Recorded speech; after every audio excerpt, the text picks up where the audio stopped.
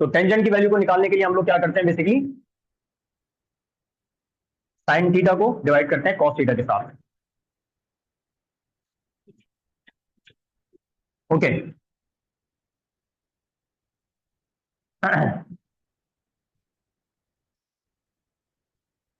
Scaler dot product, किसी भी दो वेक्टर्स का स्केलर प्रोडक्ट या डॉट प्रोडक्ट,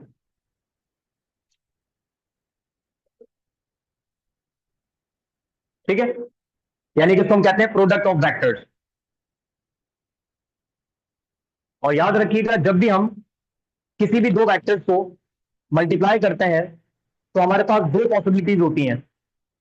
किसी भी दो वेक्टर्स को मल्टीप्लाई करने से क्या पता हमें आंसर जो है वो स्केलर मिल रहा हो, किसी भी दो वेक्टर्स को मल्टीप्लाई करने से क्या पता हमें आंसर वेक्टर मिल रहा हो। तो अगर वेक्टर्स मल्टीप्लाई हो रहे हो और आंसर में स्केलर आ रहा हो तो ऐसे प्रोडक्ट को हम कहते हैं स्केलर प्रोडक्ट। और अगर वेक्टर्स मल्टीप्लाई हो रहे हो, मल्टीप्लाई होने वाले दोनों वेक्टर्स मल्टीप्लाई हो रहे हो और आंसर में भी वेक्टर आ जाए तो आप इसको कहते हैं वेक्टर प्रोडक्ट। ठीक है, तो ये दोनों टॉपिक्स हमारे पास इंक्लूड है, बहुत ही ज्यादा इंपॉर्टेंट टॉपिक्स हैं। ये जो वेक्टर्स वाला चैप्टर होता है इसकी एप्लीकेशन फिजिक्स के आगे वाले जितने भी चैप्टर्स होते हैं उनमें कहीं ना कहीं अप्लाई हो रही होती है, तो ये वेक्टर्स वाला चैप्टर बड़ा इंपॉर्टेंट होता है। ठीक है ना। तो स्टार्ट हम कहां से कर रहे हैं, स्केलर प्रोडक्ट से, या स्केलर प्रोडक्ट को हम डॉट प्रोडक्ट भी कह रहे होते हैं। ठीक है ना। तो क्या लिखेंगे इसकी definition, multiplication of two vectors, कौन कौन से दो vectors, A and B, give a scalar quantity, scalar quantity. ये इसकी सिंपल सी डेफिनेशन है। यानी कि जब भी आप किसी भी दो वेक्टर्स को मल्टीप्लाई करें और आंसर मल्टीप्लाई करने के बाद अगर आपको आंसर में स्केलर क्वांटिटी मिल जाए तो आप ऐसे मल्टीप्लीकेशन को या ऐसे प्रोडक्ट ऑफ वेक्टर्स को कहते हैं स्केलर प्रोडक्ट। और याद रखिएगा, इसको डॉट प्रोडक्ट इस वजह से कहा जाता है क्योंकि हम किसी भी दो वेक्टर्स की मल्टीप्लीकेशन को जब करते हैं तो हमेशा बीच में लगाते हैं डॉट। तो ये जो स्केलर प्रोडक्ट की मल्टीप्लीकेशन है it is always represented by a dot, तो that is why it is also called dot product. और ए डॉट बी हमेशा बराबर होगा A magnitude multiply by B magnitude multiply by cos theta. ये इसकी mathematical form होती है scalar product की या वेक्टर प्रोडक्ट की। इसको सिंपल फॉर्म में लिखना चाहो तो ऐसे भी लिख सकते हो, ए डॉट बी बराबर होगा just A B cos theta के। ठीक है। अच्छा, थीटा की अगर हम बात करें तो theta is the angle, theta हमेशा एंगल होता है किसके दरमियान, मल्टीप्लाई होने वाले जो वेक्टर्स हैं उनके दरमियान, ये थीटा एंगल होता है। तो theta is the angle between vectors A and B. ठीक है। अच्छा, स्केलर प्रोडक्ट की अगर हम बात करें तो स्केलर प्रोडक्ट की हमारे पास एग्जाम्पल्स भी होती हैं, फिजिक्स में हम लोग पढ़ रहे होते हैं। अगर इसके हम एग्जाम्पल लिखना चाहें तो जैसे for example work is the scalar product of force and displacement. यानी कि जब भी हम फोर्स को मल्टीप्लाई करेंगे, फोर्स एक वेक्टर और डिस्प्लेसमेंट के साथ, डिस्प्लेसमेंट भी एक वेक्टर, तो हमें आंसर में पता है क्या मिलता है, हमें आंसर में मिलता है डब्ल्यू। और डब्ल्यू क्या, वर्क, और वर्क स्केलर है।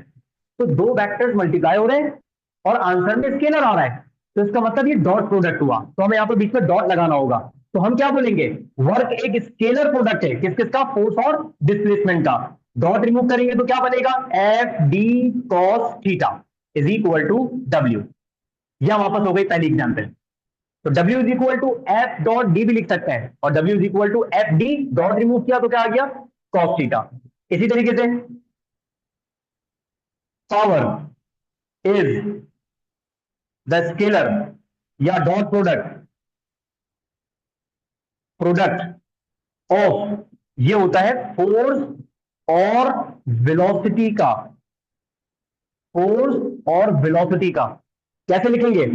जब हम फोर्स को, फोर्स एक वेक्टर है, एरो लगाया जाएगा, है ना, फोर्स एक वेक्टर है, स्मॉल वी, वेलोसिटी एक वेक्टर है, मल्टीप्लाई करते हैं तो हमें मिलता है power, P for power.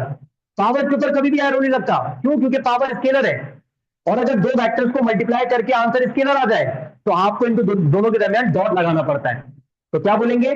Power is a dot product of force and velocity. और डॉट रिमूव करेंगे तो क्या बनेगा? F V cos theta is equal to P.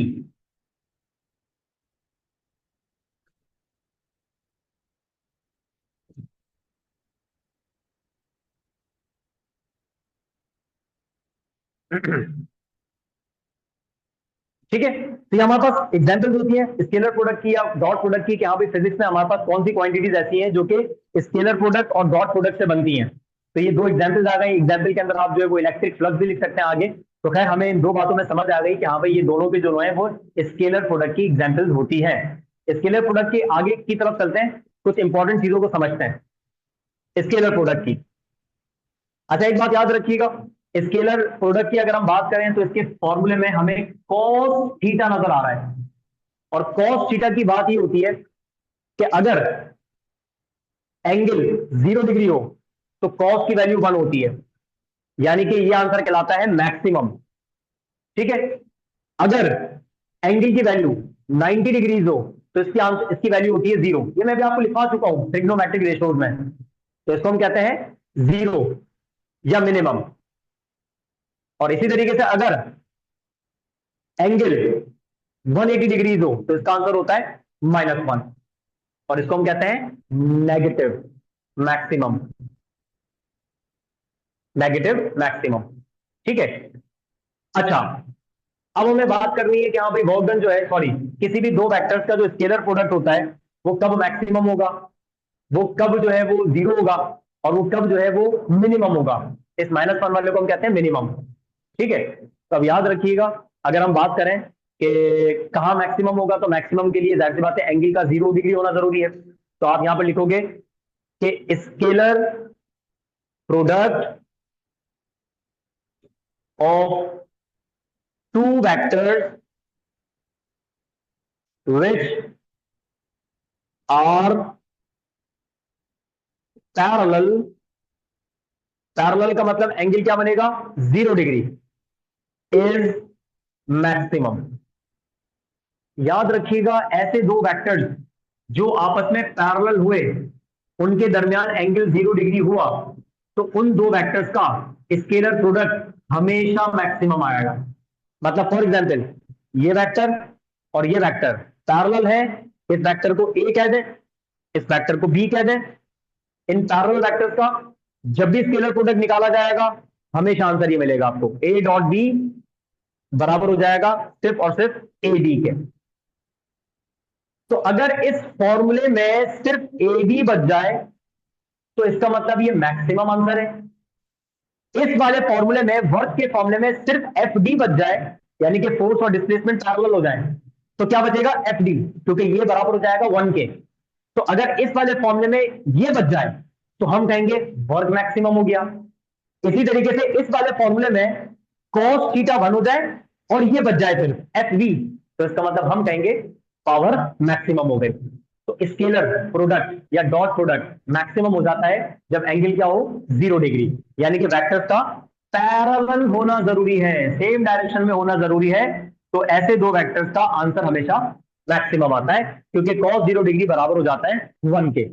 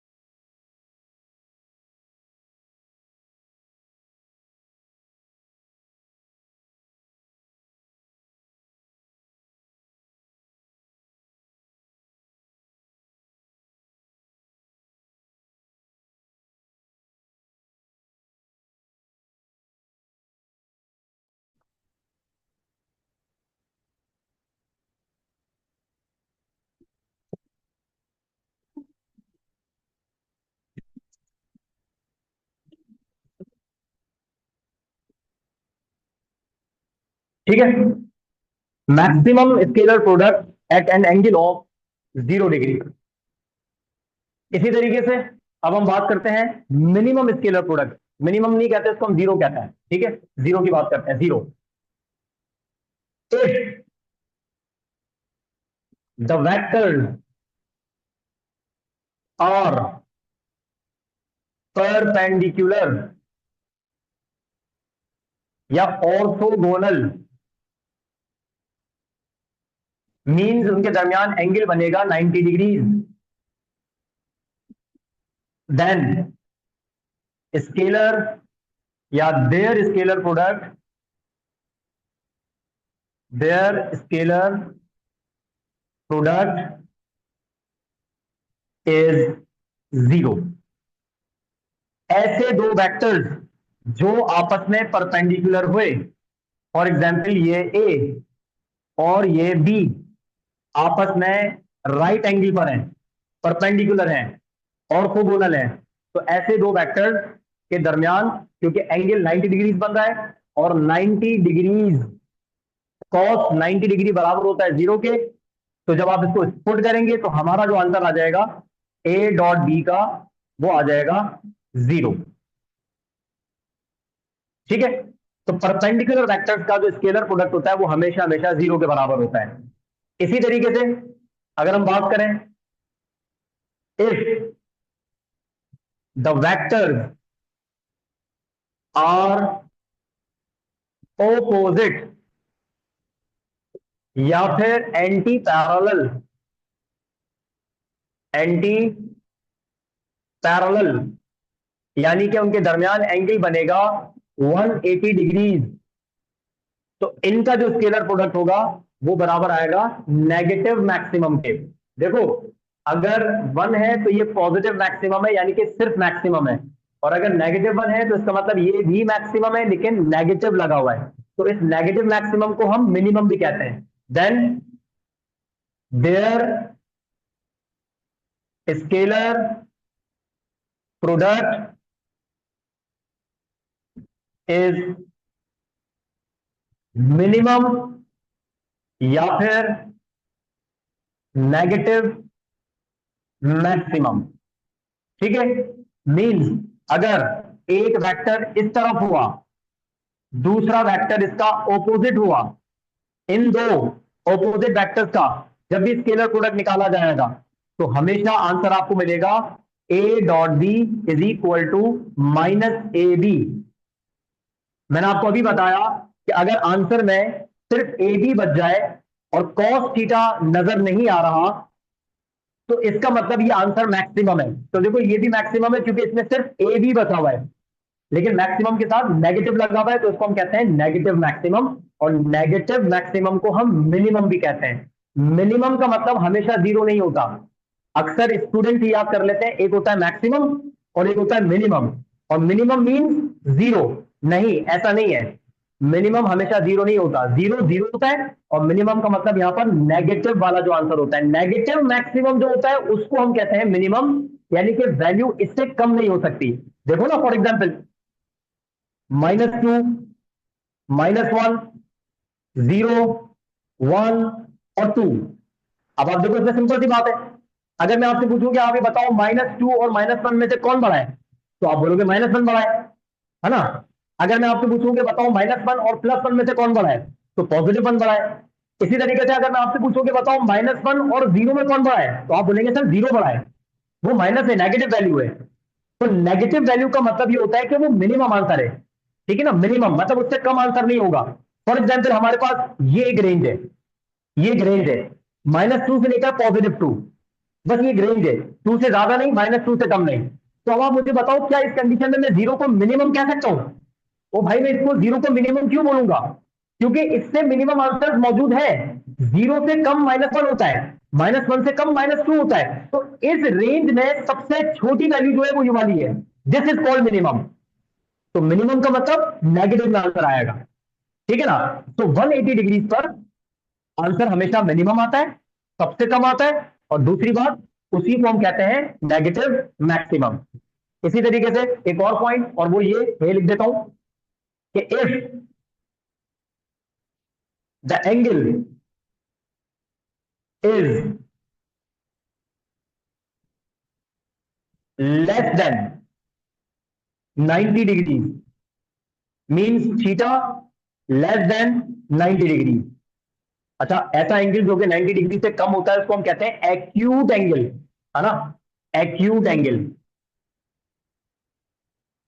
याद रखिएगा, अगर वेक्टर्स के दरमियान एंगल जो है वो 90 डिग्री से कम हुआ, 0 हुआ, 10 डिग्रीज हुआ, दो वेक्टर्स हैं उनके दरमियान एंगल 20 डिग्रीज है, उनके दरमियान एंगल 30 डिग्रीज है, 60 है, 70 है, 80 है, 90 से कम कोई भी एंगल हो, ऐसे एंगल को हम कहते हैं एक्यूट एंगल। और एक्यूट एंगल पर स्केलर प्रोडक्ट का आंसर हमेशा हमेशा पॉजिटिव आता है। तो अगर आपसे सवाल कर लिया जाए कि इन विच ऑफ द या eight which of the following giving angle the scalar product is positive, तो पॉजिटिव अगर आपसे पूछे तो आप वो एंगल देखिएगा जो 90 डिग्री से कम हो। तो 90 भी नहीं हो, 90 डिग्री से कम, क्योंकि 90 डिग्री पर तो जीरो हो गया ना, पढ़ लिया हमने। तो 90 डिग्री से कम होना चाहिए। तो हमेशा हमारे पास स्केलर प्रोडक्ट का आंसर क्या आता है? पॉजिटिव आता है। तो क्या लिखेंगे? Scalar product is positive. ठीक है, तो भाई स्केलर प्रोडक्ट मैक्सिमम होगा जब एंगल 0 डिग्री होगा, वेक्टर्स पैरेलल होंगे। स्केलर प्रोडक्ट 0 हो जाएगा जब वेक्टर्स परपेंडिकुलर होंगे, एंगल 90 डिग्री होगा। स्केलर प्रोडक्ट पॉजिटिव होगा, सॉरी ये भी तो है, स्केलर प्रोडक्ट मिनिमम होगा, यानी कि नेगेटिव मैक्सिमम होगा तब जब वेक्टर्स आपस में एंटी पैरेलल होंगे, एंटी पैरेलल। और स्केलर प्रोडक्ट पॉजिटिव होगा हर उस एंगल पर जो एंगल 90 डिग्री से कम हुआ। तो अभी तक हमने कौन कौन से पढ़े? Maximum scalar product, zero scalar product, minimum scalar product, positive scalar product. और एक बात और, अगर एंगल 90 डिग्री से ज्यादा और 180 डिग्री से कम हुआ तो इस कंडीशन में स्केलर प्रोडक्ट हमेशा हमेशा नेगेटिव होगा। और ऐसा एंगल जो 90 डिग्री से ज्यादा और 180 डिग्री से कम होता है, ऐसे एंगल को ऑब्ट्यूज एंगल कहा जाता है, obtuse. So if the angle between vectors is, condition लिख देता हूं, थीटा 180 डिग्री, सॉरी 90 डिग्री से ज्यादा और 180 डिग्री से कम, ये कंडीशन आ गई। Theta is greater than 90 and less than 180, then scalar, अच्छा पहले एंगल का नाम लिख देते हैं ना, तो हम क्या बोलते हैं? Obtuse angle, that is obtuse angle. अब लिखते हैं स्केलर प्रोडक्ट, स्केलर प्रोडक्ट का आंसर हमेशा क्या आएगा? नेगेटिव आएगा। Scalar product is negative. ठीक है, तो भाई रिपीट करें जल्दी जल्दी। स्केलर प्रोडक्ट मैक्सिमम किस एंगल पर होता है? 0 डिग्री पर। स्केलर प्रोडक्ट जीरो किस एंगल पर होता है? 90 डिग्री पर। स्केलर प्रोडक्ट पॉजिटिव किस एंगल पर होगा? हर उस एंगल पर जो एंगल 90 डिग्री से ज्यादा होगा, यानी कि acute angle. Scalar product negative किस एंगल पर होगा? हर उस एंगल पर जो एंगल 90 से ज्यादा और 180 से कम, यानी कि ऑब्ट्यूज एंगल होगा। और स्केलर प्रोडक्ट मिनिमम किस एंगल पर होता है या नेगेटिव मैक्सिमम किस एंगल पर होता है? तो 180 डिग्री पर, यानी कि वेक्टर्स आपस में क्या हुए? एंटी पैरेलल, तो उनका आंसर हमेशा मिनिमम आता है, यानी कि नेगेटिव मैक्सिमम आता है। एक और condition,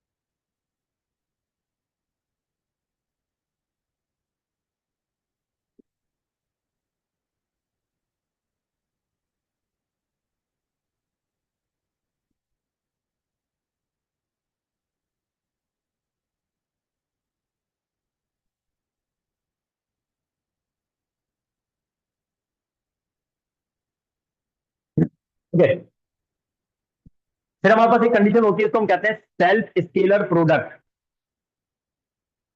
is equal to the square of magnitude of vector.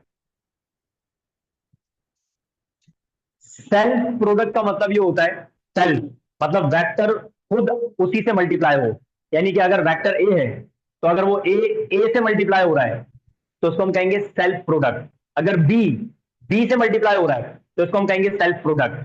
ठीक है ना? तो A multiply by A self product, C multiply by C self product. लेकिन प्रोडक्ट भी कौन सा होना चाहिए? डॉट वाला, मतलब ए मल्टीप्लाई करे ए से लेकिन बीच में लगा हुआ हो डॉट।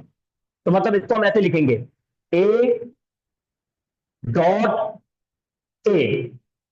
तो याद रखिएगा, अगर सेल्फ डॉट प्रोडक्ट हुआ, सेल्फ स्केलर प्रोडक्ट हुआ, मतलब ए डॉट बी ना हो। ए डॉट बी का मतलब वेक्टर ए किसी और वेक्टर से मल्टीप्लाई हो रहा है। सेल्फ का मतलब वेक्टर और दूसरा भी सेम वेक्टर और बीच में डॉट लगा दो, तो this is called self scalar product या सेल्फ डॉट प्रोडक्ट। और याद रखिएगा, जब भी सेम वेक्टर डॉट प्रोडक्ट में मल्टीप्लाई होते हैं तो इनका हमेशा आंसर आता है ए स्क्वायर के। यानी कि अगर ए डॉट ए होगा तो हमेशा आंसर आएगा ए स्क्वायर। अगर बी डॉट बी होगा तो हमेशा आंसर आएगा बी स्क्वायर। अगर सी डॉट सी होगा तो हमेशा आंसर आएगा सी स्क्वायर। तो देखिए क्या लिखा हुआ है, self scalar product is always equal to the square of the magnitude of the vector. मतलब जो वेक्टर का मैग्नीट्यूड होगा उसी के स्क्वायर के बराबर आ जाएगा। फॉर एग्जाम्पल, अगर वेक्टर का मैग्नीट्यूड 3 है तो अगर ए डॉट ए करेंगे तो आंसर हो जाएगा 3 3 9। अगर वेक्टर की वैल्यू 4 है और अगर हम वेक्टर ए और अगर वेक्टर ए का हम ए डॉट ए निकालें तो अगर उसकी वैल्यू 4 है तो आंसर क्या हो जाएगा? 4 4 16। अगर वेक्टर सी है, उसकी वैल्यू 5 है, सेल्फ प्रोडक्ट निकालें तो क्या बनेगा? C dot C. तो सी डॉट सी का आंसर क्या हो जाएगा? 5 5 25। तो आपको ये वाला पॉइंट ये बताता है। ठीक है ना? जल्दी से स्क्रीनशॉट ले लें।